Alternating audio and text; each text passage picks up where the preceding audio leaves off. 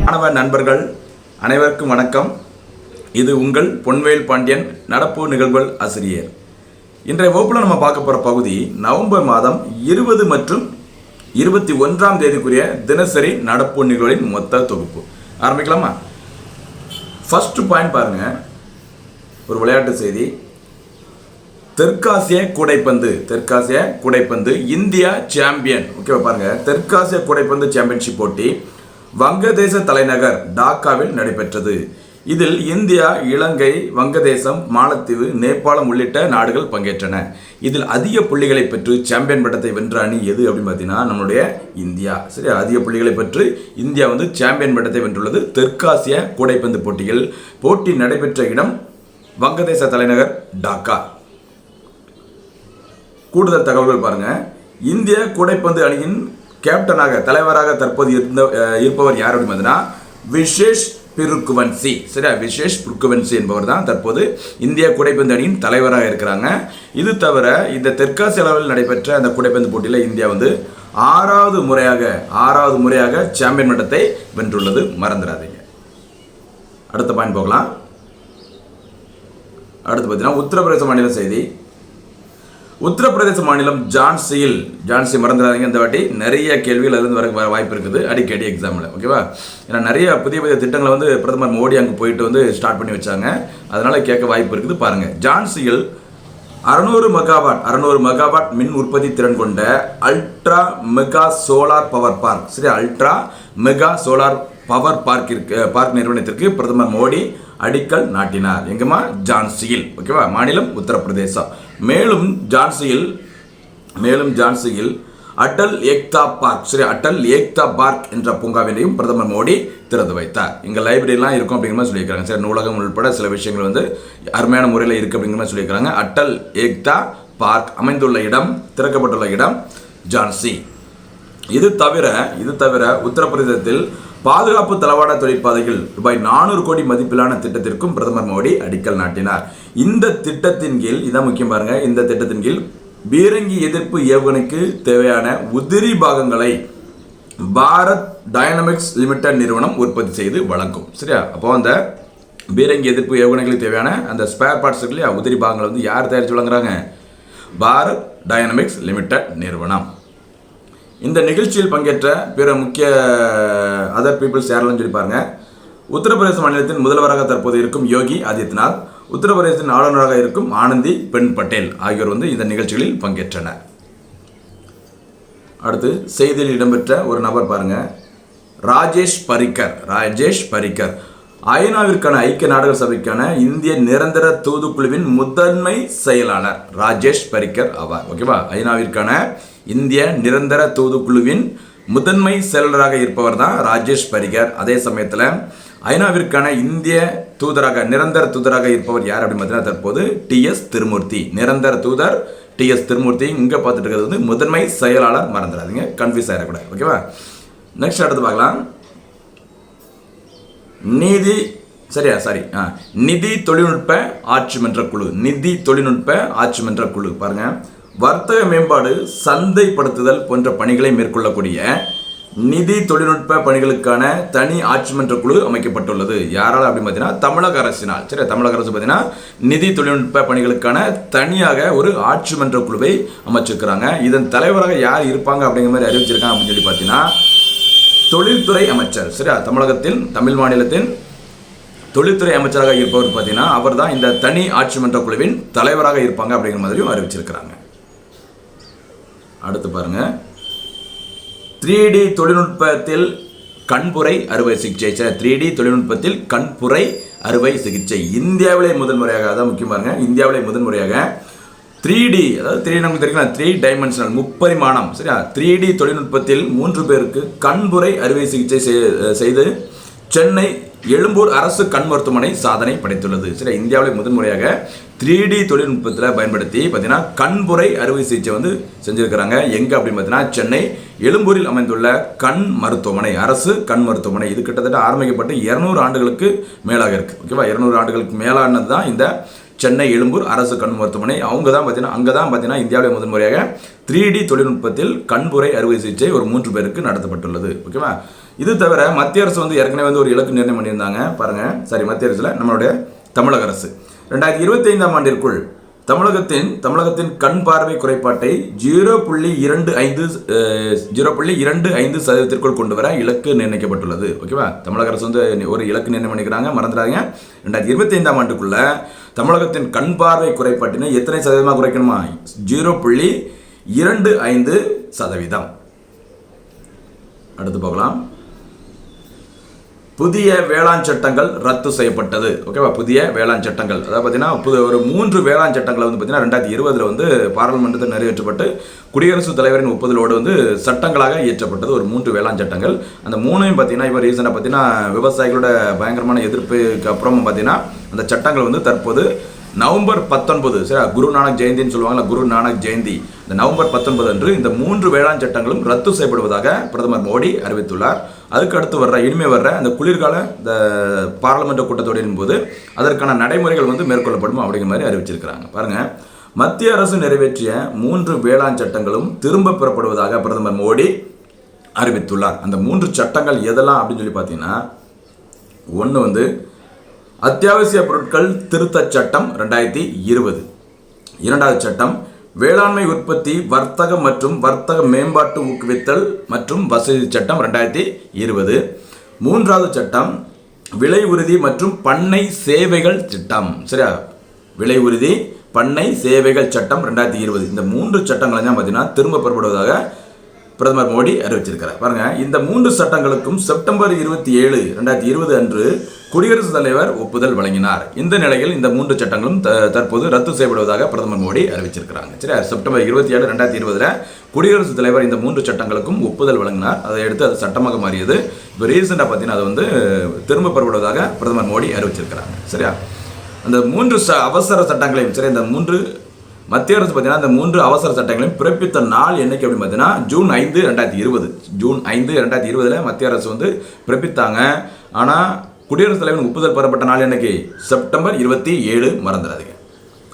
அடுத்து பார்த்தீங்கன்னா இதோட சேர்த்து ஒரு முக்கியமான ஒரு ஆர்டிக்கல், இந்திய அரசியலமைப்பு சட்டம் 245. அதில் என்ன சொல்லுது அப்படின்னு சொல்லி பாருங்க. இந்திய அரசியலமைப்பு சட்டத்தின் 245வது பிரிவு நாடாளுமன்றத்திற்கு சட்டங்களை புதிதாக இயற்றவும் அதை திருத்தம் செய்து அல்லது திரும்ப பெறவும் வழிவகை செய்கிறது. இந்த 3 சட்டங்கள் கொண்டு வந்தாங்களே அவசர சட்டம், அது வந்து எதன்படி நாடாளுமன்றத்துக்கு கொண்டு வர முடியும் அப்படின்னு பார்த்தீங்கன்னா ஆர்டிகல் 245. அதே சமயத்தில் அந்த கொண்டு வந்த சட்டத்தில் வந்து ஏதாச்சும் திருத்தம் செய்யணும்னாலோ அல்லது ஏற்கனவே நம்ம கொண்டு வரப்பட்ட சட்டங்களை திரும்ப பெறணும், வாபஸ் பெறணும் அப்படிங்கிற மாதிரி இருந்தாலும் சரி, எந்த சட்டத்தை பயன்படுத்தணும்?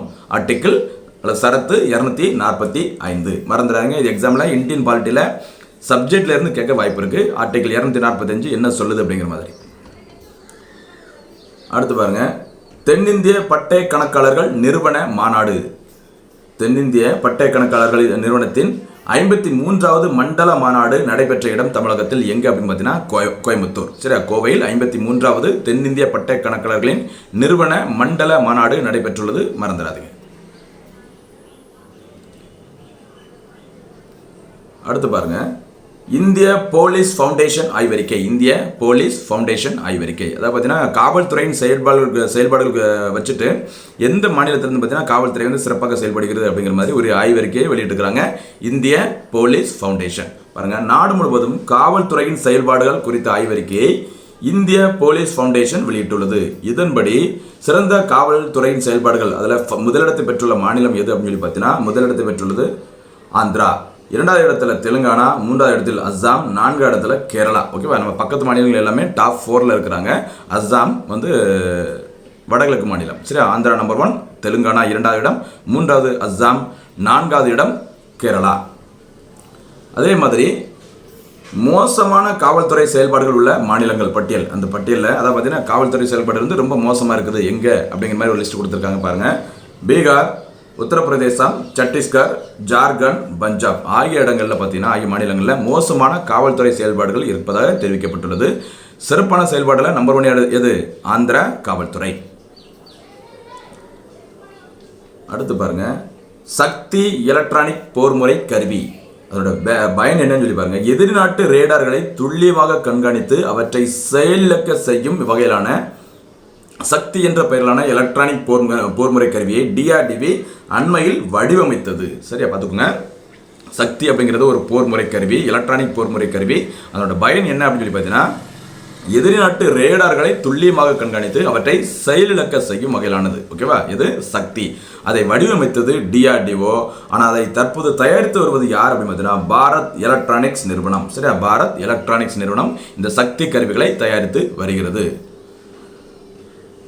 ஜான்சியில், சரி, உத்தரப்பிரதேச மாநிலம் ஜான்சியில் நடைபெற்ற நிகழ்ச்சியில் சக்தி கருவிகளை பிரதமர் மோடி இந்திய கடற்படையிடம் ஒப்படைத்தார். சரியா, யார்கிட்ட? இந்திய கடற்படையிடம். தற்போது இந்திய கடற்படையின் தலைமை தளபதியாக நியமனம் செய்யப்பட்டுள்ளவர் புதிதாக அட்மிரல் ஹரிகுமார். ஏற்கனவே இருந்தவர் பார்த்தீங்கன்னா கரம்பீர் சிங். தற்போது ஹரிகுமார் அறிவிக்கப்பட்டுள்ளார்.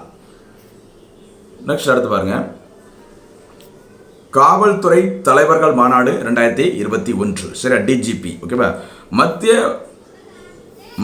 உளவுத்துறை சார்பில் காவல்துறை தலைவர்கள் மாநாடு உத்தரப்பிரதேச மாநிலம் லக்னோவில் நடைபெற்றது. சரி, அப்போ பார்த்தீங்கன்னா காவல்துறை தலைவர்கள் மாநாடு 2021 ஆண்டு எங்கு நடைபெற்றது? உத்தரப்பிரதேச மாநிலத்தின் லக்னோவில் நடைபெற்றது. இந்த மாநாட்டில் பங்கேற்ற பிரதமர் மோடி, இது தவிர உள்துறை அமைச்சர் அமித்ஷா, மாநில டிஜிபிக்கள், மத்திய காவல்துறை அமைப்புகளின் தலைவர்கள் உள்ளிட்ட 350 மூத்த காவல்துறை அதிகாரிகள் பங்கேற்றனர். சரியா, கவனமாக இருந்துக்கோங்க. 2021 ஆண்டிற்கான காவல்துறை தலைவர்களின் மாநாடு நடைபெற்ற மாநிலம் உத்தரப்பிரதேசம், இடம் லக்னோ. அடுத்து பார்த்தீங்கன்னா ஒரு நியமனம் பாருங்க என்னன்ட்டு. ஆர்எம் கதிரேசன். சரியா, அண்ணாமலை பல்கலைக்கழகத்தின் புதிய துணைவேந்தராக ஆர்எம் கதிரேசன் நியமிக்கப்பட்டுள்ளார். இதற்கான உத்தரவை தமிழக ஆளுநர் ஆர்என் ரவி அறிவித்தார். சரியா, அப்போ அண்ணாமலை பல்கலைக்கழகத்தின் புதிய விசி, சரியா, வைஸ் சான்சலர் யாரு? ஆர்எம் கதிரேசன். அண்ணாமலை யூனிவர்சிட்டி தோற்றுவிக்கப்பட்ட ஆண்டு 1929. மறந்துடாதீங்க. அதே சமயத்தில் தற்போது தமிழகத்தின் ஆளுநராக இருப்பவர் ஆர்என் ரவி. ஆர்என் ரவி பார்த்தீங்கன்னா நாகாலாந்து மாநிலத்திலிருந்து இந்தியாவிற்கு வந்து இடமாற்றம் செய்யப்பட்டார். அடுத்து பாருங்க, கடத்தப்பட்ட குழந்தைகளை கண்டறிய மரபணு தேடல் மென்பொருள். சரியா, அதாவது பார்த்தீங்கன்னா கடத்தப்பட்ட குழந்தைகள், காணாமல் போனவங்க, அப்புறம் பார்த்தீங்கன்னா அடையாளம் தெரியாத அந்த பிரேதங்கள், பிணங்கள், ஒரு மாநிலத்தில் குற்றம் செஞ்சுட்டு இன்னொரு மாநிலத்துக்கு தப்பி ஓடியவர்கள் பற்றிய அந்த எல்லா தகவல்களையும் பார்த்தீங்கன்னா ஈஸியாக கண்டுபிடிக்கிற மாதிரி ஒரு சாஃப்ட்வேர் வந்து அறிமுகப்படுத்தியிருக்கிறாங்க. பாருங்கள், தமிழ்நாடு தடய அறிவியல் துறையால் இந்தியாவிலேயே முதன்முறையாக உருவாக்கப்பட்டுள்ள மரபணு தேடல் மென்பொருளினை தலைமைச் செயலகத்தில் முதல்வர் மு க ஸ்டாலின் வெளியிட்டார். சரியா, இந்தியாவிலே முதன்முறையாக வெளியிட்டிருக்கிறாங்க. யாரால் உருவாக்கப்பட்டது? தமிழக தடய அறிவியல் துறையால். ஓகேவா, கவனமாக இருந்துக்கோங்க. அந்த மரபணு தேடல் மென்பொருள், அதையும் மறந்துடாதீங்க. இதனோட பயன்கள் என்ன அப்படின்னு சொல்லி பார்த்தீங்கன்னா, இதோட யூஸ். ஓகேவா, கடத்தப்பட்ட அல்லது காணாமல் போன குழந்தைகளை மரபணு ஒப்பீடு மூலம் பெற்றோருடன் ஒப்படைக்க முடியும். இது தவிர மாநிலங்களுக்கு இடையே செயல்படும் குற்றவாளிகளை கண்டறிய முடியும். அடையாளம் காண இயலாத உடல்கள், மனித எலும்புகளை மரபணு ஆய்வு மூலம் அடையாளம் காண முடியும் அப்படிங்கிற மாதிரி சொல்லியிருக்கிறாங்க. அடுத்து பார்த்தீங்கன்னா 52வது இந்திய சர்வதேச திரைப்பட விழா. சரி, இந்திய சர்வதேச திரைப்பட விழா வந்து கோவாவில் மிக சிறப்பான முறையில் நடைபெறும். நடப்பாண்டில் 52வது இந்திய சர்வதேச திரைப்பட விழா கோவா மாநிலம் பனாஜியில் உள்ள டாக்டர் ஷியாமலா பிரசாத் முகர்ஜி உள் விளையாட்டு அரங்கில் தொடங்கியது. சரி, டாக்டர் ஷியாமலா பிரசாத் முகர்ஜி உள் விளையாட்டு அரங்கம் அமைந்துள்ள இடம் பனாஜி. அந்த பனாஜியில் தான் பார்த்தீங்கன்னா 52வது இந்திய சர்வதேச திரைப்பட விழா தொடங்கியுள்ளது. இது வந்து 52வது விழா, மறந்துடாதீங்க. இவ்விழாவை கோவா மாநிலத்தின் ஆளுநராக இருக்கும் BS ஸ்ரீதரன் பிள்ளை, கோவா மாநிலத்தின் முதல்வராக தற்போது உள்ள பிரமோத் சாவந்த், மத்திய செய்தி ஒலிபரப்புத்துறை அமைச்சர் அனுராக் சிங் தாக்கூர் ஆகியோர் தொடங்கி வைத்தனர். விழாவின் போது ஒரு நிறைய விருதுகள் கொடுப்பாங்க. ஃபர்ஸ்ட் ஆரம்பத்தில் கொடுத்துருக்காங்க. இனிமேல் வந்து சிறந்த திரைப்படம், இயக்குனர் அப்படிங்கிறதெல்லாம் விருது கொடுப்பாங்க பின்னாடி. அது அப்புறமா பார்க்கலாம். இப்போதைக்கு பாருங்க, விழாவின் போது 2021ஆம் ஆண்டில் சிறந்த இந்திய நட்சத்திரம் விருது நடிகையும் பாராளுமன்ற உறுப்பினருமான ஹேம மாலினிக்கு வழங்கப்பட்டது. சரியா, சிறந்த நட்சத்திரம் விருது வழங்கப்பட்ட நபர் ஹேம மாலினி. அதே சமயத்தில் ஹாலிவுட் இயக்குனர் மார்டின் ஸ்கார்சேசி, சரியா, மார்டின் ஸ்கார்சேசி மற்றும் ஹங்கேரிய இயக்குனர் இஸ்த்வன் சாபோ ஆகியோருக்கு சத்யஜித்ரே வாழ்நாள் சாதனை விருது வழங்கப்பட்டது. சரியா, சத்யஜித்ரே வாழ்நாள் சாதனையாளர் விருது 2 நபர்களுக்கு வழங்கியிருக்கிறாங்க. ஒருத்தவங்க வந்து மார்டின் ஸ்கார்சேசி, இன்னொருத்தவங்க வந்து பார்த்தீங்கன்னா இஸ்த்வன் சாபோ. ஓகேவா, ஹேமமாலினிக்கு வந்து இந்திய நட்சத்திரம் விருது, மறந்துடாதீங்க. அடுத்து பார்த்தீங்கன்னா ஒரு திட்டம் பாருங்க, அடிக்கடி செய்தியில் வந்துட்டு இருக்கோம்.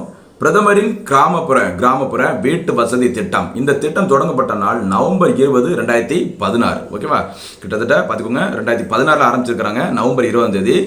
இந்த திட்டத்தின் கீழ் அந்த திட்டத்தோட முக்கியமான நோக்கம் என்ன அப்படின்னு சொல்லி பார்த்தீங்கன்னா, வரும் 2022ஆம் ஆண்டிற்குள் அனைவருக்கும் வீடு வழங்கணும் அப்படிங்கிறது தான் இந்த திட்டத்தின் முக்கியமான நோக்கம். சரியா, அதில் கிட்டத்தட்ட 3 கோடி வீடுகள் கட்டுவதற்கு இந்த திட்டத்தின் மூலம் திட்டம் இலக்கு நிர்ணயிக்கப்பட்டுள்ளது. கவனமாக இருந்துக்கோங்க. பிரதமரின் கிராமப்புற வீட்டு வசதி திட்டம் தொடங்கப்பட்ட ஆண்டு 2016 நவம்பர் 20.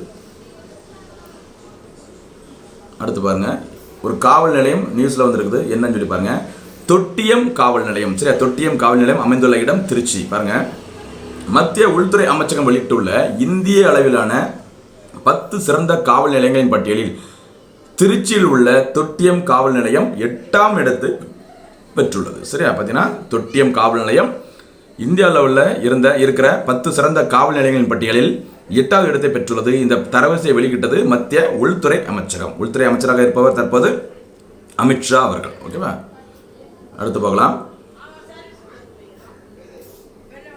அமெரிக்காவின் முதல் பெண் அதிபர் கமலா ஹாரிஸ். ஓகேவா, தற்போது அமெரிக்காவில் அதிபராக இருப்பவர் யார் அப்படின்னு பார்த்தீங்கன்னா ஜோ பைடன். ஜோ பைடனுக்கு வந்து சில உடல்நல குறைவு காரணமாக மருத்துவமனையில் சிகிச்சை பிறகு போனாங்க. அப்போ பார்த்தீங்கன்னா அவங்களுக்கு ஒரு மயக்க ஊசி போட்டிருந்தாங்க. சரியா, மயக்க ஊசி போட்டுட்டு அவர் மயக்க நிலையில் இருக்கிற டைமில் அமெரிக்காவின் அதிபராக முதல் பொறுப்பேற்றவர் யார் அப்படின்னு பார்த்தீங்கன்னா தற்போது துணை அதிபராக இருந்த இந்திய வம்சாவளியை சேர்ந்த கமலா ஹாரிஸ். அவங்க தான் பார்த்தீங்கன்னா அமெரிக்காவோட அந்த மயக்க நிலையில் ஜோ பைடன் மயக்க நிலையில் இருந்த அந்த கேப்பை ஃபில்லப் பண்ணுறதுக்காக அமெரிக்காவின் அதிபராக பதவியேற்றார். இதன் மூலம் அமெரிக்காவில் முதன்முறையாக ஒரு பெண் ஒரு விமன் பிரசிடென்டாக பொறுப்பேற்றுள்ளார். அவர் தான் யார் அப்படின்னு பார்த்தீங்கன்னா கமலா ஹாரிஸ். பாருங்க, அமெரிக்காவின் அதிபராக ஜோ பைடன் அதிபராக இருந்து வருகிறார்.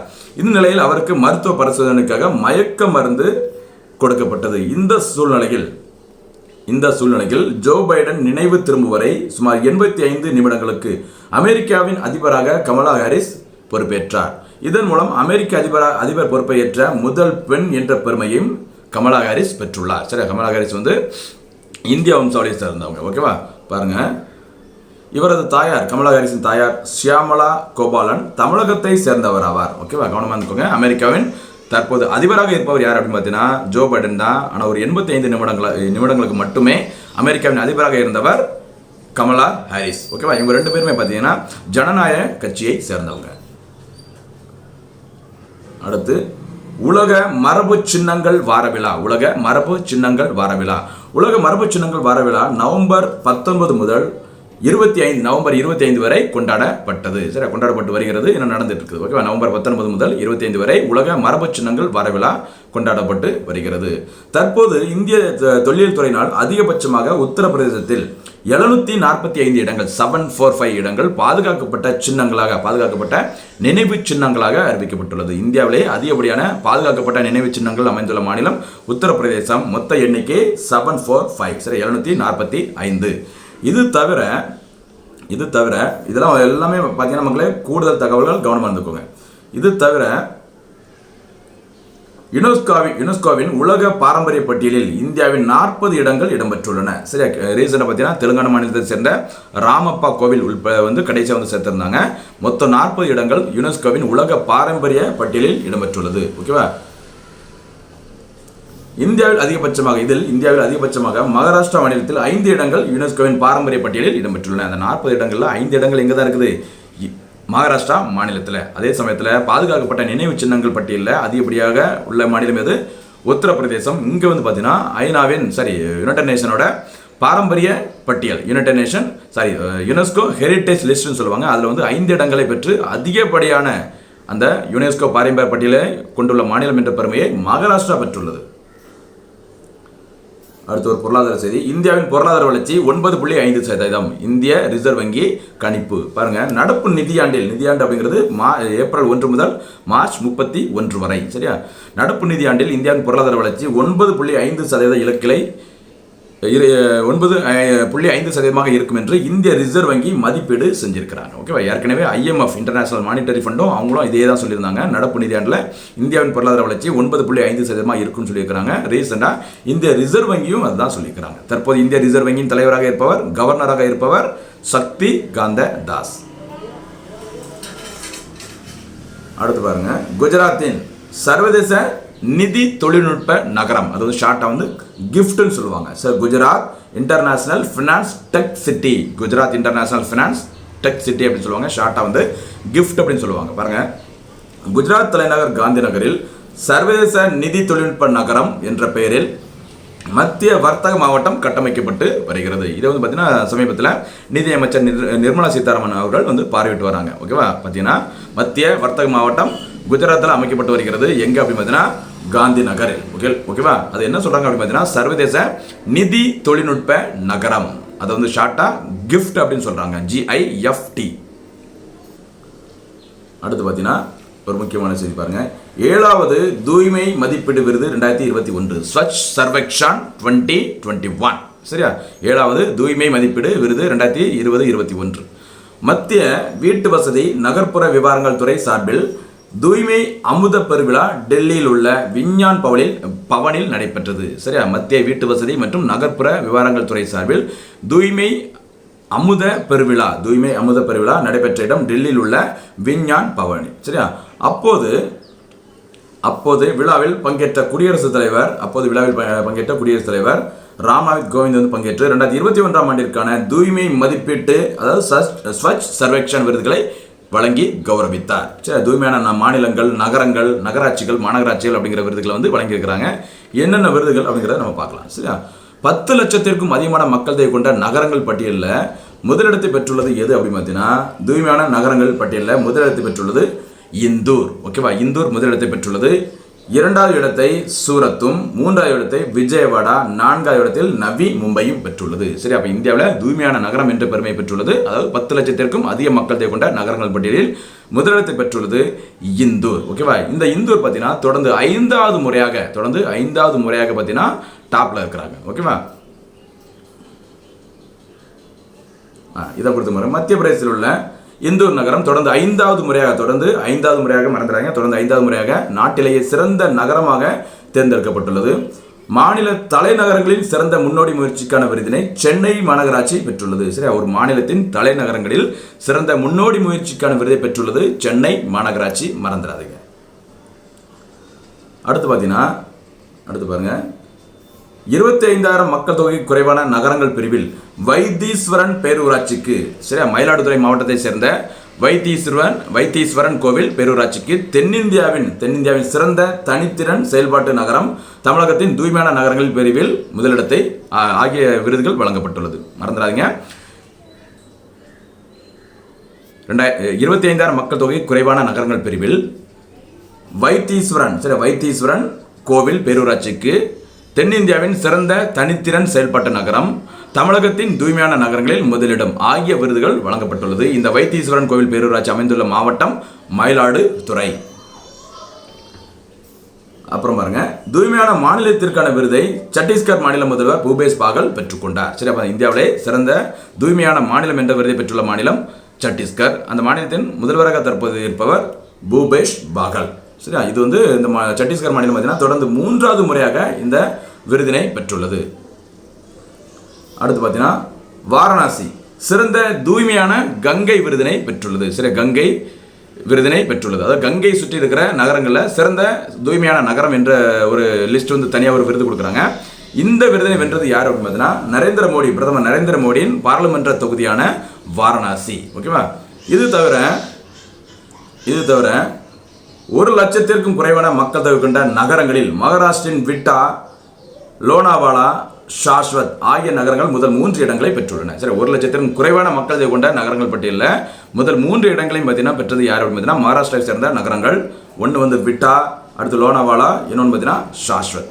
சரி நண்பர்களே, நம்ம இது வரைக்கும் பார்த்தது நவம்பர் 20 மற்றும் 21ஆம் தேதிக்குரிய தினசரி நிகழ்வுகளின் மொத்த தொகுப்பு. தயவுசெய்து வீடியோஸ் ஃபுல்லாக பார்த்துட்டு மறக்காம நோட்டு போட்டு இதை வந்து கிளியராக எழுதிக்கோங்க. தேர்வில் வெற்றி பெறுங்கள். மறுபடியும் சந்திக்கலாம். நன்றி, வணக்கம்.